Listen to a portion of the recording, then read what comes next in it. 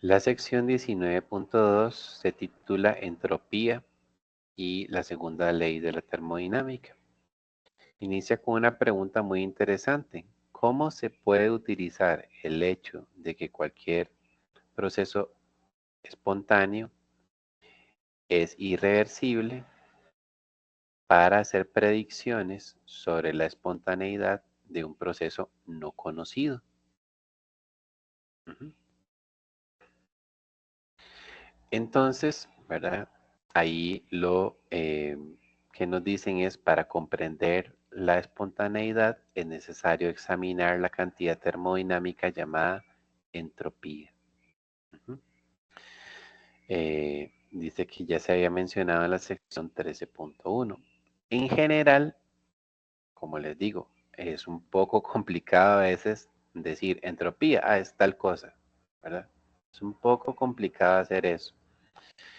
Pero en general, lo que podríamos tratar de asociar con entropía es que eh, la entropía está asociada con el grado de aleatoriedad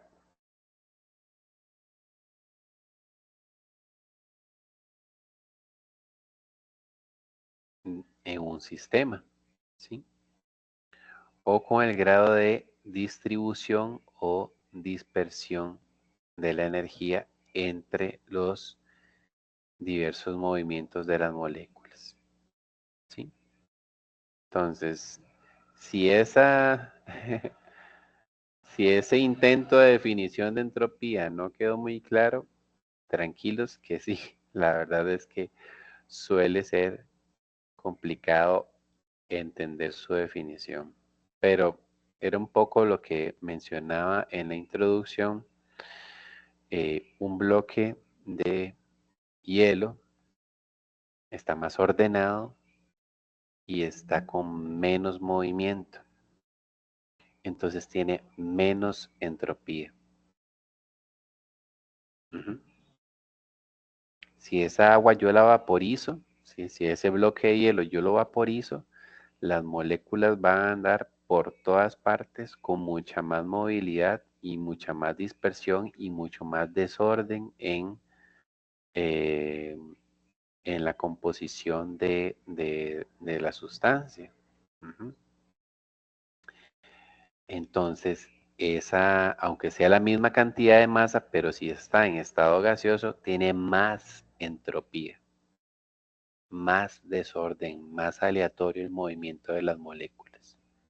Ujú. Sí, entonces, en realidad no estoy diciendo entropía es tal cosa, ¿verdad? No lo estamos haciendo, sino que es, imagínenselo como que tiene que ver con esto, ¿verdad?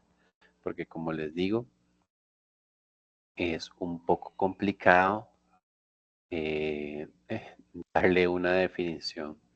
Más es eh, qué nos indicaría un cambio de entropía y cómo hacemos cálculos con ella y cómo lo interpretamos esos cálculos. Bien, entonces lo que dice aquí es que se considera cómo se relacionan los cambios de entropía con la transferencia de calor y la temperatura. Nuestro análisis llevará a un profundo enunciado sobre la espontaneidad conocido como la segunda ley de la termodinámica. Bien, entonces, primero que todo, em, la entropía va a recibir acá en el libro, creo que es en general, en termodinámica, entropía es S mayúscula. Ujú. Em, es una función de estado. ¿Ok? Si recordamos el concepto de función de estado, es que no depende de la trayectoria, ¿sí? O sea, al final el cambio de entropía es cuál era la entropía al inicio, cuál era la entropía al final y restemos esos dos valores, ¿sí? Aunque para el estado inicial y el estado final hayan varias trayectorias posibles que seguir, el cambio de entropía solo le interesa dónde estaba el inicio y dónde estaba el final, y restar esos dos valores. Entonces, ese concepto de función de estado ya lo habíamos visto también para la energía interna. La energía interna y también para la entalpía son funciones de estado. No importa cuál sea la trayectoria para el cambio, solo me interesa inicio y final. Ujú. Eh, entonces, ¿verdad? Aquí lo recalca, el cambio de entropía va a ser eh, una diferencia entre estados iniciales y finales. No depende de la trayectoria recorrida, ¿sí? Entonces, el delta S, recordaremos que este símbolo triangular le llamamos delta, es una letra griega que se representa en física y en química para hablar de un cambio, y un cambio siempre va a ser la diferencia entre el estado final y el estado inicial. Entonces, pues así calcularemos nosotros los cambios de entalpía. Ujú. Em,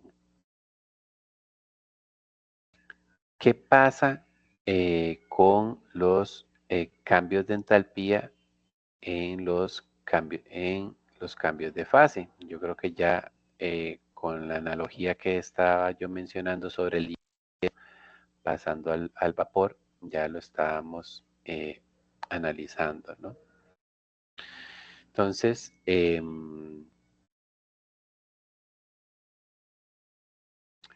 dice que la fusión de una sustancia en su temperatura de fusión y la evaporación de una sustancia a su temperatura de ebullición son procesos isotérmicos. Ujú. Sí, o sea, mientras el agua se está derritiendo, mientras el hielo a 0 grados se está derritiendo para formar agua líquida, la temperatura se mantiene constante, ¿sí? Entonces, en este caso, el calor, en este caso, es un proceso reversible. Ujú. Entonces, bueno, perdón, aquí arriba nos mencionaban que para un proceso isotérmico, ¿m? Para un proceso isotérmico, el cambio de entalpía es igual al calor que se transferiría si el proceso fuese reversible, que le llaman Q sub ReV, ujú, dividido entre la temperatura absoluta con la que ocurre el proceso. Entonces, como la temperatura es constante, ¿sí? Si el proceso es isotérmico, la temperatura es constante, entonces el cambio de entalpía es el calor involucrado en el proceso dividido entre la temperatura a la cual está ocurriendo. Ujú.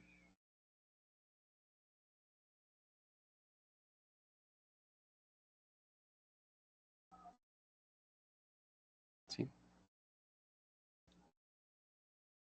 Pero como ya hemos visto, que algo sea reversible es muy complicado, ¿verdad? Ahora, los cambios de fase son como un ejemplo muy común y sencillo de algo que sí puede ser reversible, ¿verdad? Y lo sabemos, o sea, yo puedo tener agua y congelarla, o eh, ya, ya así congelada puedo retornarla al estado líquido, ¿verdad? Y conservar las condiciones. Entonces, eh, eso es gracias a que el proceso es isotérmico. Entonces, eh, el calor que se lleva a cabo, el calor reversible, ¿sí? el calor reversible de un proceso donde yo esté derritiendo hielo, pues sería igual al calor de fusión, ¿sí? En algún momento en química 1 hablamos del calor latente, ¿sí?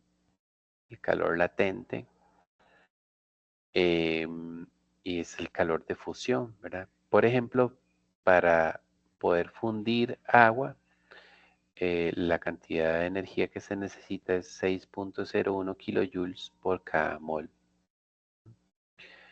Es positivo porque yo tendría que darle energía al agua para que eso ocurra. Es un proceso endotérmico. Entonces, si yo quisiera calcular cuál es el cambio de entalpía en ese proceso de fusión, yo lo que haría es utilizar la ecuación que vimos anteriormente, la 19.2. El calor reversible es el calor de fusión. Entonces, si tengo un mol de agua, lo multiplico por el calor de fusión y lo divido entre la temperatura a la cual está ocurriendo esa fusión. Y la fusión está ocurriendo a 0 grados Celsius, que son 273 Kelvin. Entonces ahí veríamos que eh, el cambio de entalpía de fusión es 22.0 joules por Kelvin. ¿Sí?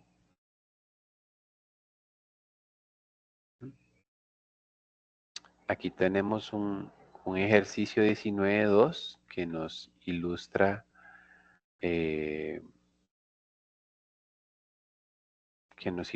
de nuevo ese cálculo, ¿verdad?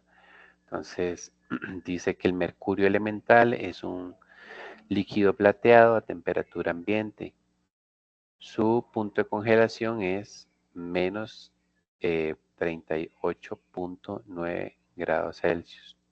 Su entalpía de fusión es 2.29. ¿Cuál es el cambio de entropía del sistema cuando 50 gramos de mercurio líquido se congelan a este punto de congelación normal? Muy bien, entonces lo que tenemos que hacer es utilizar la misma ecuación, ¿no?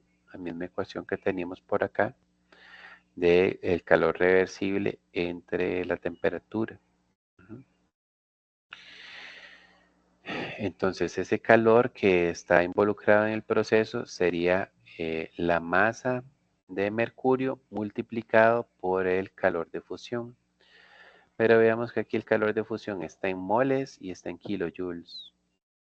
Entonces, primero que todo, aquí pusieron eh, un paréntesis, ¿verdad? O una fracción para cambiar de kilojoules a joules, ¿verdad? Por 1000. Luego, como eso está por mol y aquí lo que tengo son gramos, entonces estos 50 gramos de mercurio habría que dividirlos entre 200.59, que es la masa molar o el peso atómico del mercurio, para con eso transformarlo a moles. Entonces,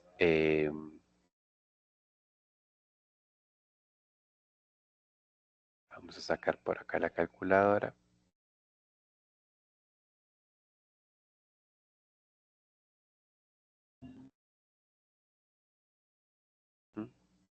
Entonces haríamos 50.0 entre 200.59. Estos serían los moles.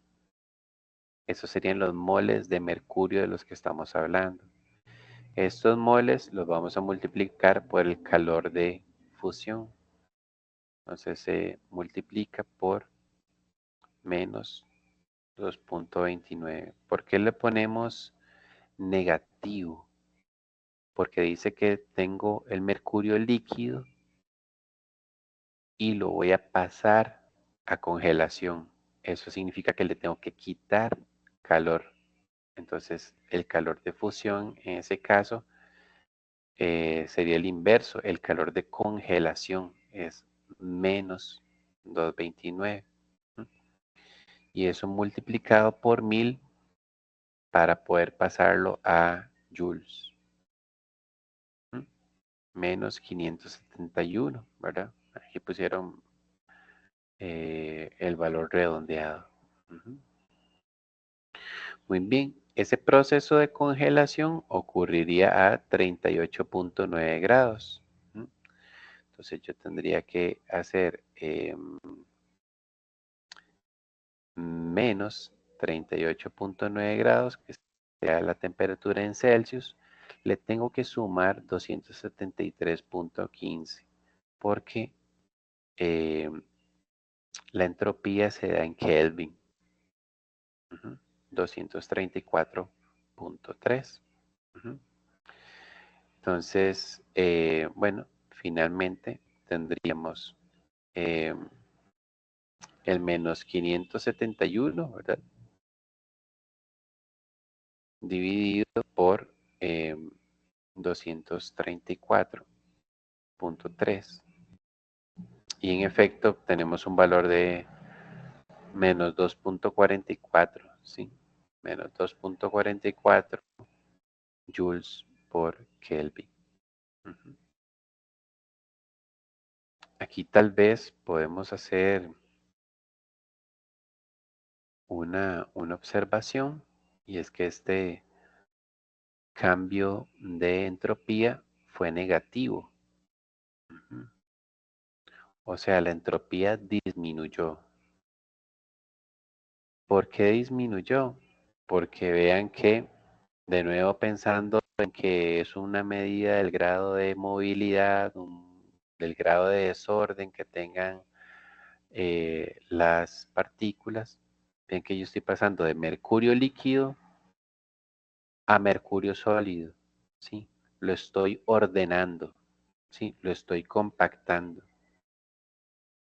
Entonces, está perdiendo entropía, ¿sí? La está perdiendo porque si si fuera al revés, si es sólido, paso a líquido, le estoy dando más desorden. Entonces, en ese caso, el cambio de entropía sería positivo. Pero si yo de algo desordenado, lo que estoy haciendo es ordenándolo, y cambio de entropía es negativo. Y eso es lo que podemos visualizar aquí con ese cálculo que tuvimos ahí. ¿Sí? Bien, entonces el capítulo continúa aquí hablándonos entonces ya de lo que sería la segunda ley de la termodinámica. Y dice, ¿verdad? El concepto clave de la primera ley de la termodinámica es que la energía se conserva en cualquier proceso. La energía se conserva, ¿sí? Eso siempre ha ocurrido. Pero algo interesante, ya aprovechando el concepto nuevo que se nos introdujo, es que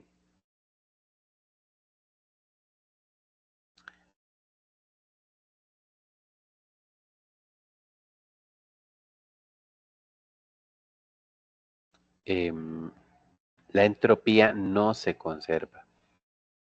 La entropía sí se puede ganar o perder.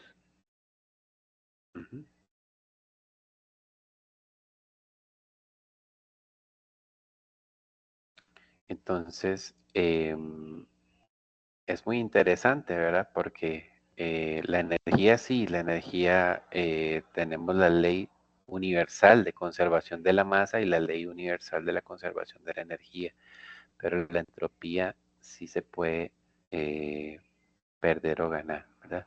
De hecho, aquí lo dice que en cualquier proceso espontáneo, el cambio total de entropía, que es la suma del cambio de entropía del sistema más el cambio de entropía del entorno, es mayor que cero, ¿sí?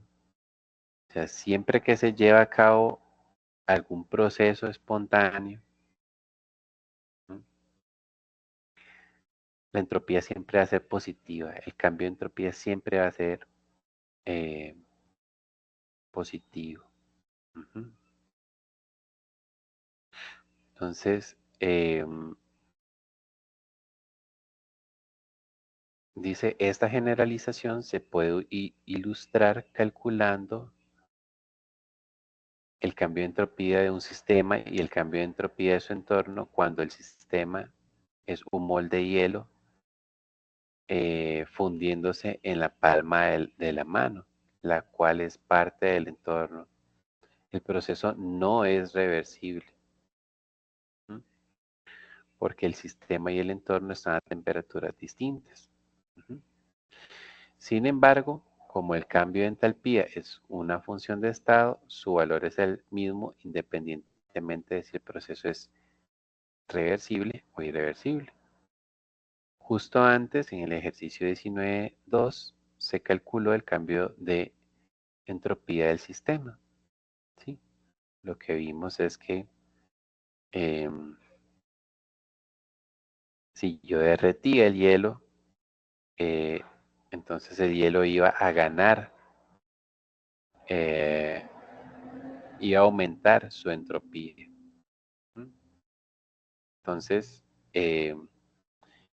el entorno inmediato en contacto con el hielo es la mano, la cual se supone que tiene la temperatura corporal de unos 37 grados. ¿Sí? Normalmente nuestro cuerpo está a esa temperatura, son unos 310 Kelvin.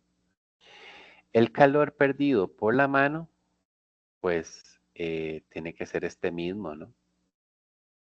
El mismo calor que ganó el hielo, energía, ¿verdad? La energía es la misma. Entonces la energía perdida por la mano es la misma, pero negativa porque la perdió.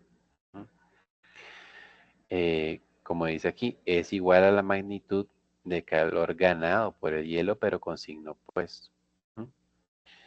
Por lo tanto, el cambio de entropía del entorno, que sería la mano, sería el calor reversible,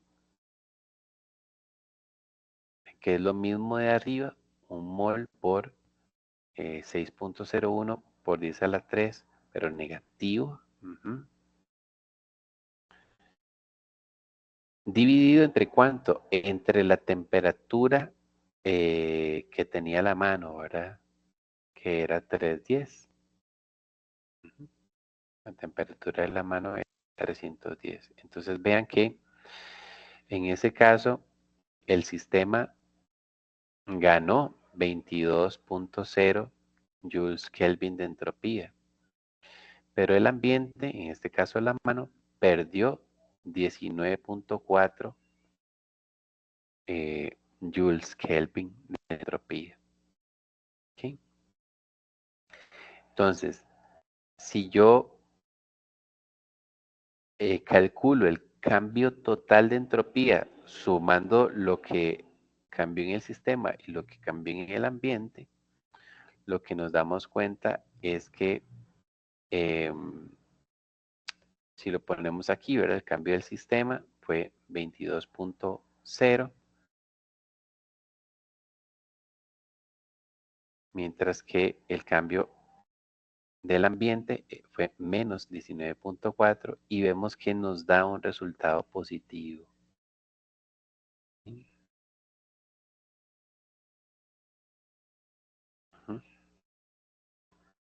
Entonces, aquí lo que estamos viendo es que la entropía total del, de todo el conjunto sistema entorno va a ser positiva. ¿Sí? Va a ser positiva. Aquí dice, si la temperatura del entorno no fuera 310, sino alguna otra temperatura infinitesimalmente por arriba de 273, la fusión sería reversible en lugar de irreversible. En ese caso, el cambio de entropía del entorno sería menos 22.0. Así que el cambio total Ya sumando lo del entorno y lo del sistema, sí sería cero. Ujú. Entonces, para procesos reversibles,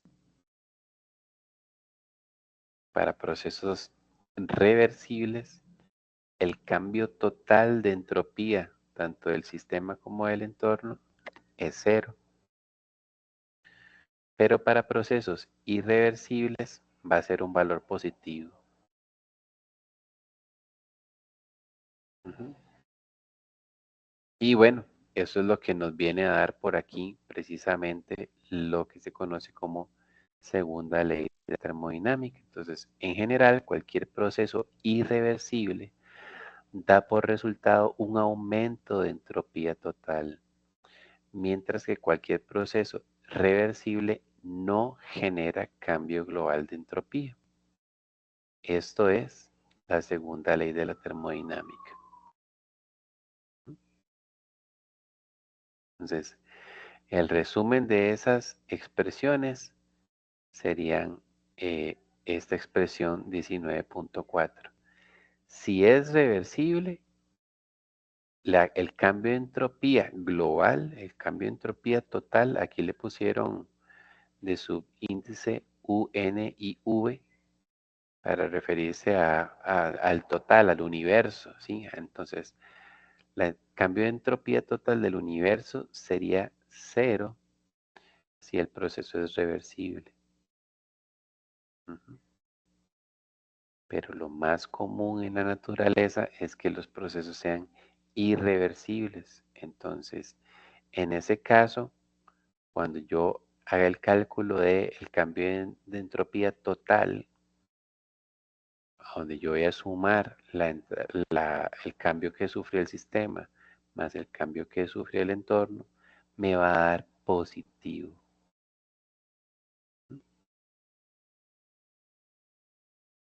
Entonces, los procesos espontáneos son irreversibles. Recordemos los ejemplos que vimos anteriormente, ¿verdad?